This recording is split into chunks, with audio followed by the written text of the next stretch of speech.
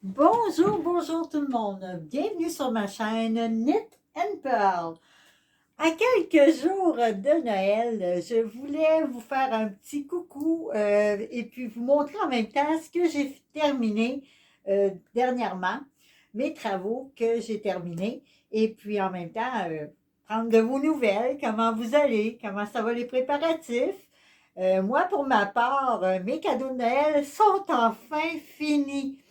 J'ai des projets tricot encore à terminer, mais vu que je vais rencontrer ces gens-là un peu plus tard, durant le mois de décembre, et non pas le 25, ben, ça me donne le temps de terminer mes choses en tricot. Mais tout ce qui est cadeau industriel ou carte cadeau ou whatever, c'est fait. Fait que je suis très contente pour ça. Il va rester à faire la bouffe. Et oui, cuisiner un petit peu. Fait qu'il ne faut pas faire des tartes puis les manger d'avance. Qu'est-ce que j'ai fait? Oui, deux belles tartes aux pommes et puis sont rendues ici. Ouais. Eh oui, ben, ça c'est moi. Ça. Alors c'est ça. Je voulais vous parler un peu de qu'est-ce que justement j'ai terminé au niveau tricot.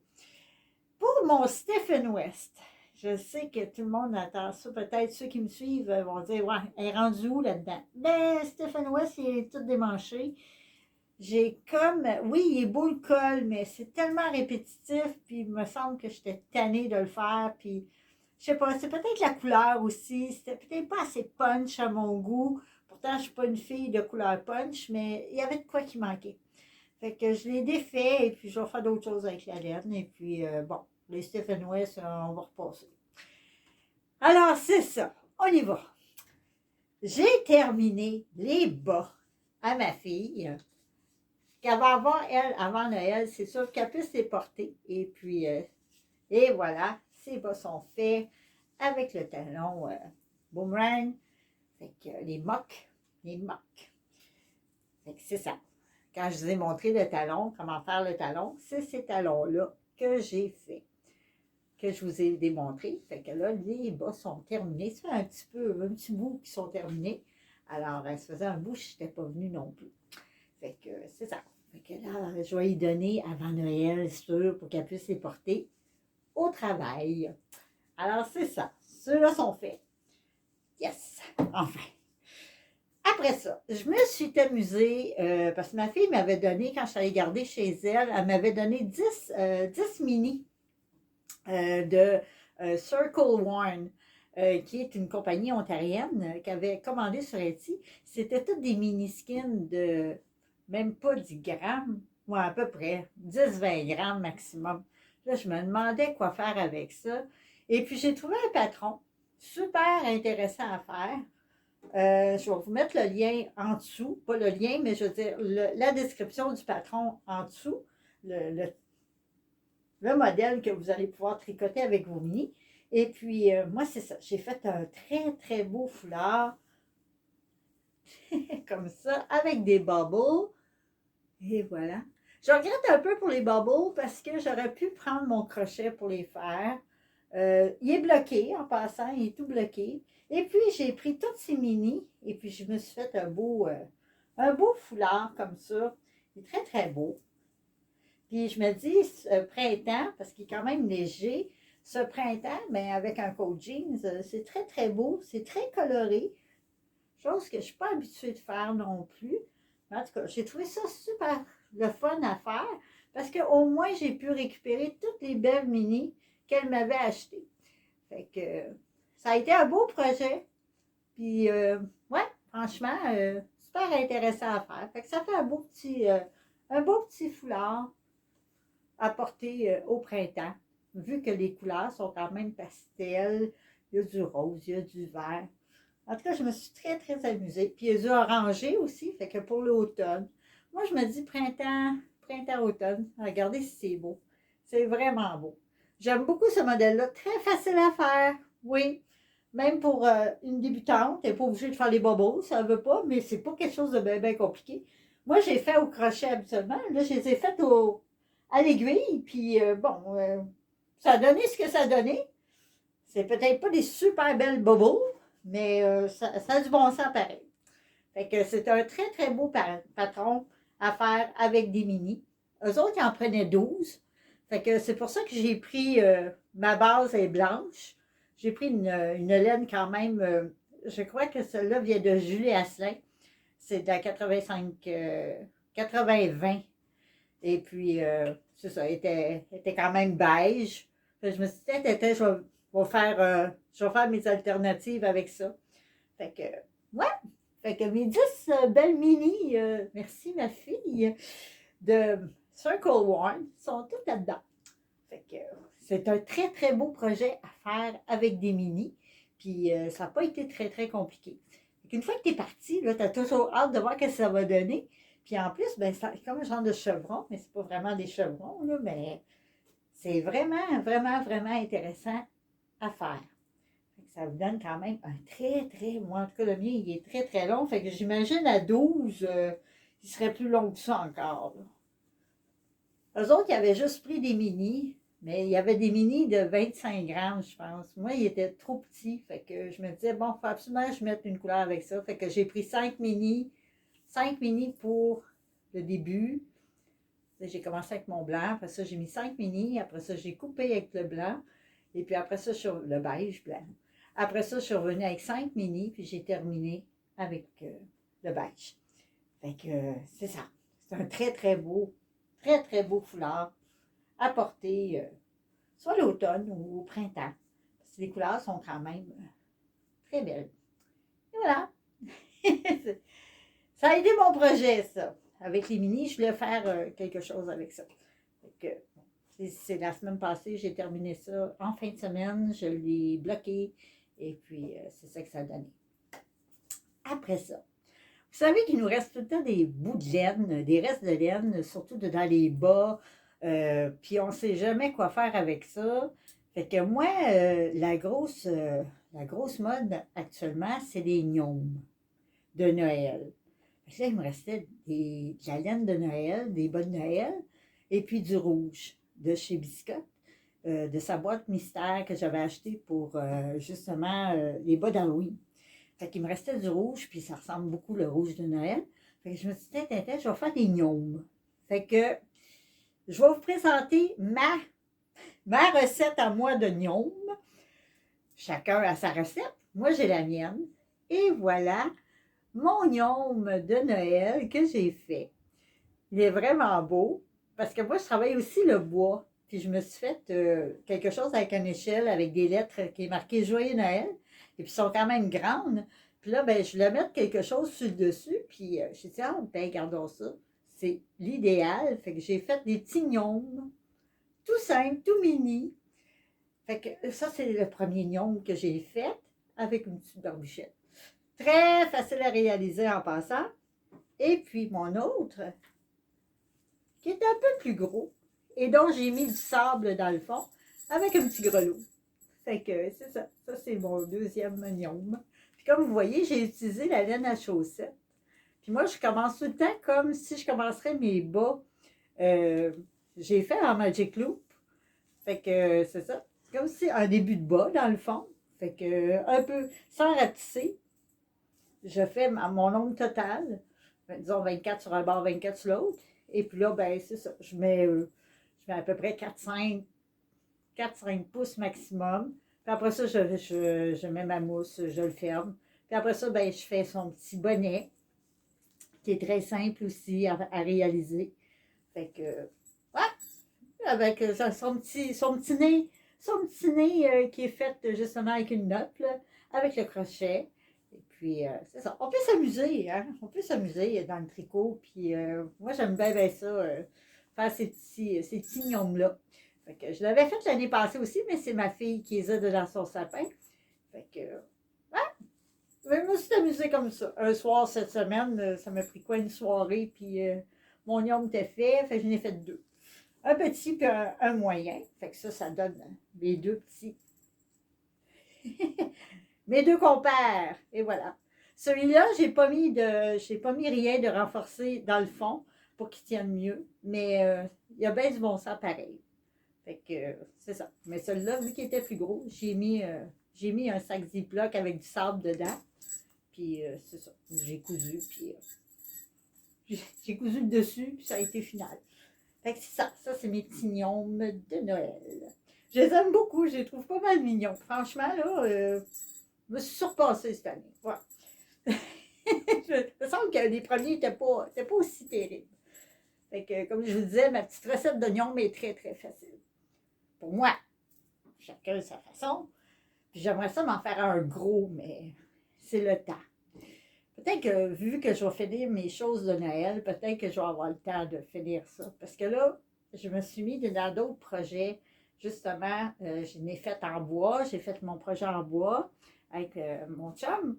Fait que c'est ça, on a fait des belles décorations de Noël pour mettre proche du sapin. Puis là, je me suis dit, OK, là, il me reste des petits cadeaux à faire. Rien de trop compliqué, pas trop long, des petits projets qui se donnent bien. Alors, j'ai fait un cache-cou. J'ai fait un beau cache-cou avec un motif. Et voilà, pour vous montrer un peu mieux. J'ai fait un beau cache-cou. Là, je ne l'ai pas bloqué encore. Fait que ça donne un. Tu sais, il n'est pas trop gros, juste correct. Fait que un beau petit cache-cou qui passe très bien à travers la tête. Fait que. Puis je trouve que ça se donne bien en cadeau. C'est un beau vieux rose. C'est une laine rustique, un peu raide. En tout cas, moi, j'appelle ça plus rustique. Un peu de la. Ça ressemble à de la urso, mais c'est pas de la urso. Je dis pas que sa laine est raide, là. C'est pas ça. Mais je veux dire, la fibre est plus rustique. OK? C'est ça que je veux dire. Ça pique un peu, mais pas tant que ça. Je vais vous montrer la balle. C'est celle-là ici. C'est pas de la Urso que j'ai pris. C'est de la Haynes Creek de Heather. Fait que c'est ça. C'est pas très dispendieuse. 12 pièces et demie les chevaux. J'ai pris ça en Alberta. Et puis, je trouvais que c'était quand même une belle laine. Une belle laine rustique. J'aime ça de temps en temps. Puis, ça 180 mètres. Fait que c'est 100 grammes. Fait que 12 pièces et demie, je trouve que ça vaut la peine.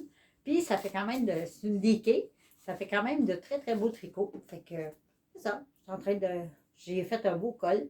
Fait que la personne qui va recevoir ça en cadeau va être contente, je pense. Puis j'ai mis un beau motif de treillis. Et voilà, très facile à faire, très facile à réaliser. En tout cas, pour ma part, moi je trouve ça quand même assez facile. Fait que ça donne un très très beau col. Il me reste juste à le bloquer, le laver, le bloquer et l'emballer. Ah! Là, ben, je suis en train d'en faire un autre. Couleur moutarde. Ouais. Fait que je suis là-dedans, là, présentement. Moi, je trouve que ça fait quand même très, très joli. Celle-là, c'est de la laine conventionnelle. Je veux dire, il y a de l'acrylique là-dedans et un peu d'alpaga. Fait que, comme vous voyez, ça s'en vient bien. Puis, je trouve que ça se donne bien en cadeau. Fait que, je vais faire des petits cols comme ça, puis je vais donner ça en cadeau. Ah, je dis pas qui, hein? Non, non, je dis pas qui. Mais, il y en a qui vont être contents. Contentes, surtout contentes. C'est pour des filles. Eh oui, pour les filles. Pour les hommes, j'ai pas rien fait comme tel. Non, c'est pas mal toutes les choses pour filles que j'ai faites. Pas grave, ça. De toute façon, moi aussi, je suis très tricot égoïste. Ouais. Quand je me fais des choses, j'aime bien garder mes affaires. Mais j'en donne aussi. Mais je veux dire, quand je tricote, habituellement, je vais tricoter plus pour moi, comme mes chandails, ces choses-là. Ma fille qui aime beaucoup les tricots, euh, je sais que si je lui donne une veste ou si je lui donne un chandail, elle va en prendre soin. Parce qu'elle sait la valeur de la laine, parce qu'elle m'en achète. Puis elle sait aussi comment les entretenir, parce qu'elle travaille dans une boutique spécialisée. Fait que, quand même de haute couture. Fait que veut pas, elle connaît les fibres. Fait qu'elle sait comment, justement, bien prendre soin des choses que je tricote. Fait que pour elle, ça ne me dérange pas d'y en donner, parce que je sais qu'elle va faire attention. Puis en général, par exemple, je tricote beaucoup pour moi. Surtout avec le prix de la laine, j'utilise beaucoup, beaucoup des laines teintes à la main. Alors, on sait combien ça coûte. Puis je me dis, bon, tant que c'est moi, je me fais plaisir à moi, bien plus avant de faire plaisir aux autres. Ces petits projets de tricot-là, je ne prends pas de la laine teinte à la main pour les gens. Tu sais, parce que je sais que, bon, c'est pas nécessairement qu'ils feront pas attention, c'est pas ça que je veux dire, mais c'est pour le coût aussi, le coût du projet, ou puis le temps aussi qu'on met là-dessus. C'est quand même long faire des projets, fait que quand je fais des petits projets comme ça, je me dis, bon, c'est quand même de la laine de qualité, c'est du 100% laine, tu sais, c'est pas, comme on dit, c'est pas de la chenoute non plus, c'est une qualité autre, mais c'est de la laine. Ça vient du Pérou, puis c'est 100% wool. Fait que, oui, c'est un petit peu plus rustique, puis il y a des gens qui aiment ça, la laine rustique. Fait que je pense que la personne qui va recevoir ce beau col-là va être super contente, puis j'en doute même pas. Puis pour l'autre sorte de laine que j'ai pris, oui, c'est de l'acrylique avec de l'alpaga. Il n'y en a pas beaucoup d'alpaga, c'est pas un gros pourcentage, parce que moi, quand je tricote l'alpaga, j'éternue 100% alpaga, oubliez-moi, là. J'éternue comme si j'aurais une grippe du tonnerre, la congestion et tout. Fait que c'est pour ça que j'aime mieux des mélanges pour que ça soit moins dur pour moi. Parce que même laine alpaga, j'ai la même réaction. Fait que c'est pas facile. C'est vraiment pas facile.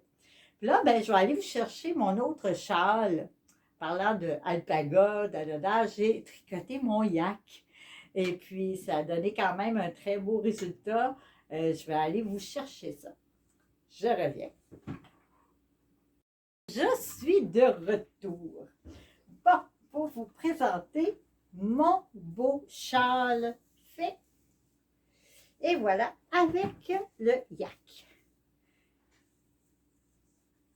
J'ai fait une grosse maille. C'est très, très beau.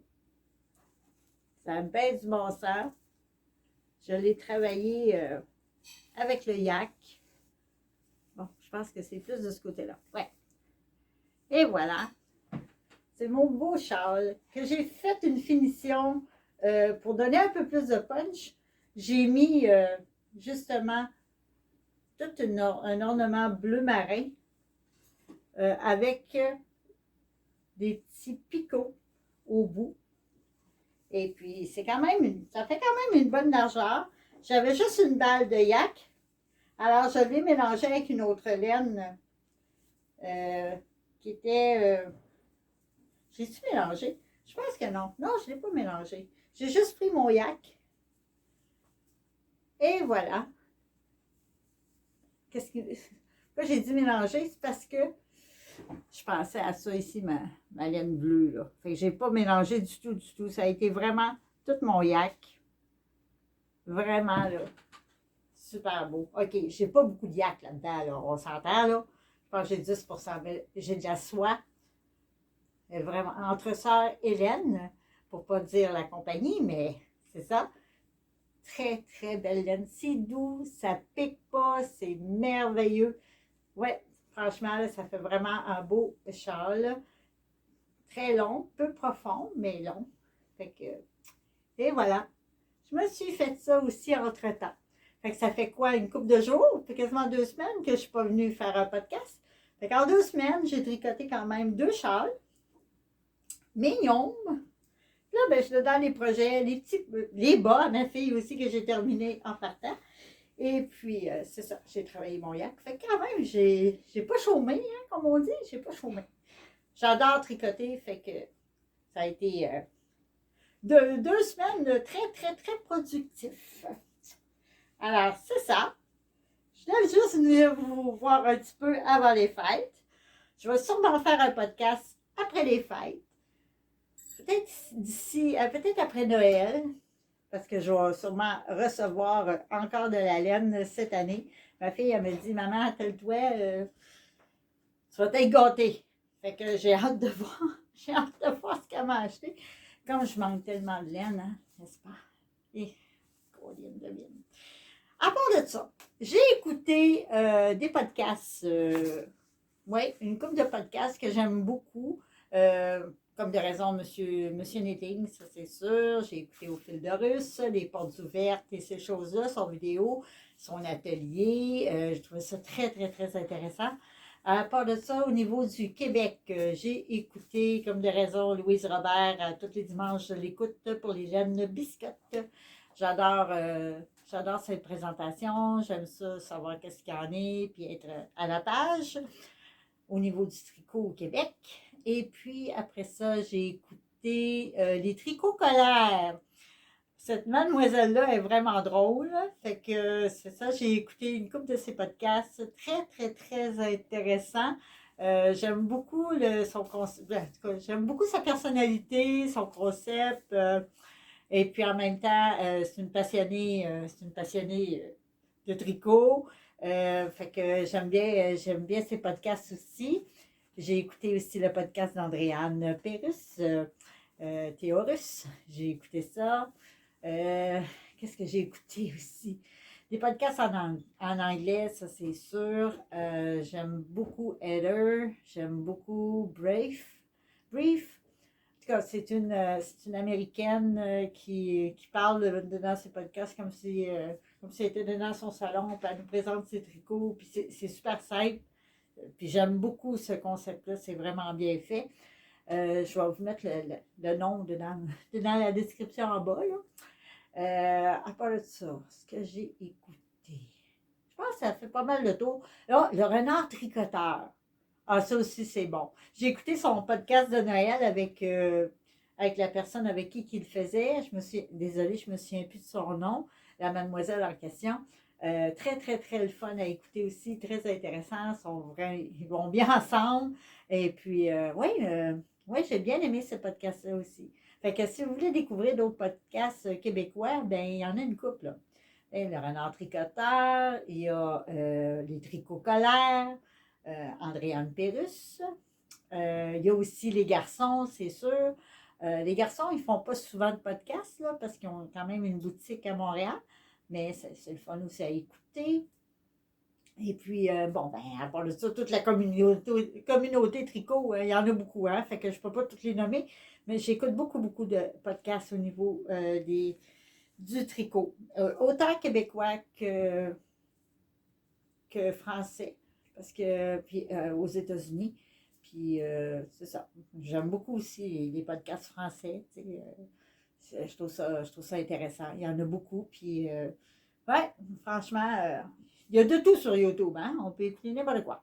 Fait que c'est ça. Fait que je voulais juste vous faire un petit coucou avant Noël. Et puis, sur ce, bon tricot.